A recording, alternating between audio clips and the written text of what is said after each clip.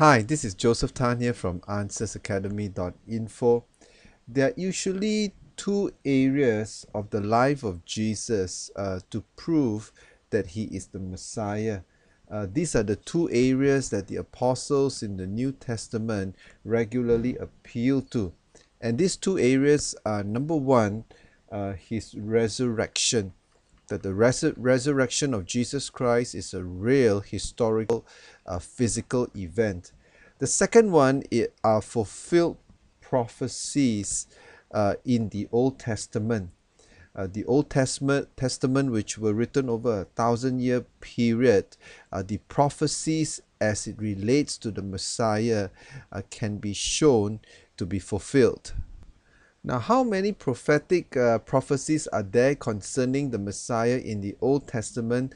There are nearly 300.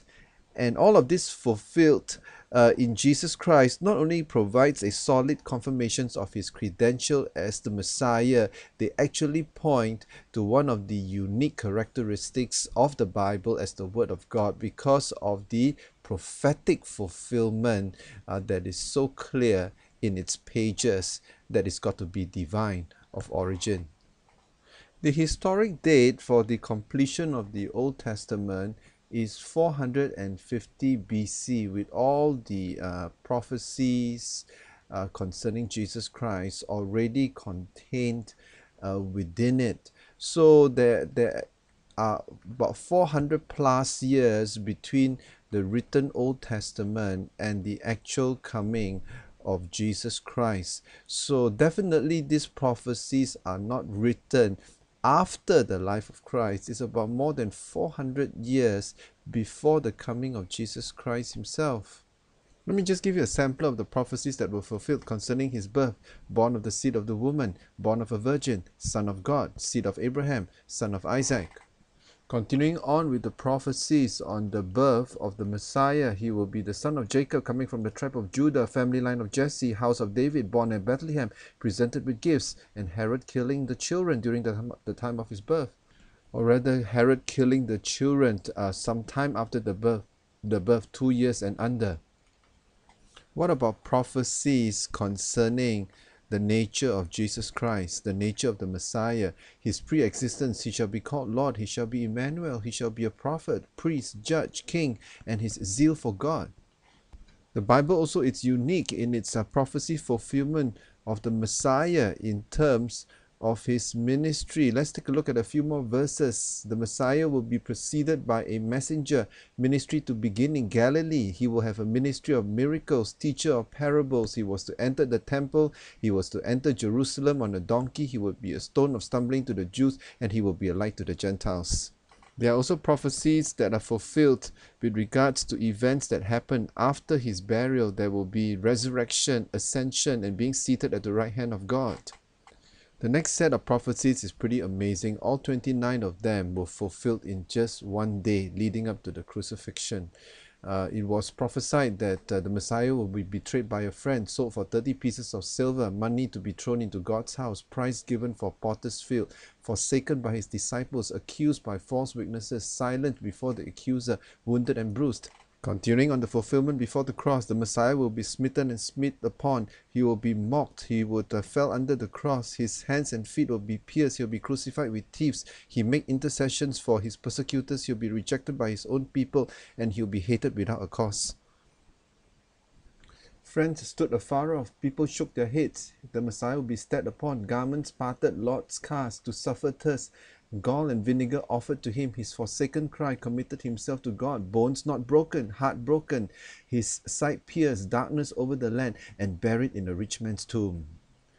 Well, one could possibly find one or two prophecies fulfilled in the lives of other men, but not all 61 major prophecies that we have just mentioned just now. Let's see a quick mathematical analysis of the fulfillment of the prophecies done by Professor Stoner in Science Speaks. And he's not talking about 61 prophecies. He's talking about just how many? He's talking about just 8. Now, what's the probability of having these 8 messianic prophecies fulfilled in the life of one person? Let's take a good look. Now, the probability for only one person to live and fulfill all 8 prophecies, and we're talking about just 8, the probability is this: 1 in 10 to the power of 17.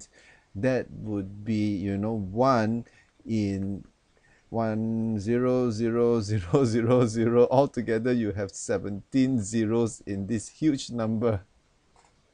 In order to help us comprehend this staggering possibility, Professor Stoner illustrates it by this way. Suppose we take 10 to the power of 17 silver coins and lay these silver coins flat on the ground all over the state of Texas.